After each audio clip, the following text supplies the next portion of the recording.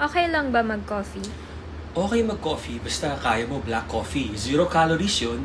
Pag nagpa-fasting tayo, pwede tayo mag-green coffee, pwede tayo mag-BCAA na 0 calories, pwede tayo mag-stevia, 0 calories, water, hanggat kaya lang natin kasi pag nasobrahan din tayo, masakit sa tiyan. And yung black coffee, siya ang karamihan na hinahalo sa mga fat burner, kagaya nito, stimulant. Ang tawag nila sa coffee is coffee Arabia or green coffee. May mga scientific terms sila, pero caffeine yun. Kasi maraming pwedeng pagkuhanan ng caffeine. Caffeine androgenous, mga ganyan. So, ang coffee, boost of energy. Pag energetic ka, hindi ka magugutom. And kailangan mo siya, mind-muscle connection. Lalo na kung trabaho nyo, kailangan alert kayo, or nagtatype kayo, or nag-workout kayo. So, mahalaga ang coffee, basta kaya nyo ang coffee. Huwag lang kayo sumobra ng 1 gram a day. Diba? Hanggang 500 lang. Para steady lang, di tayo manginig. So, I hope this helps. Do what works for you. God bless.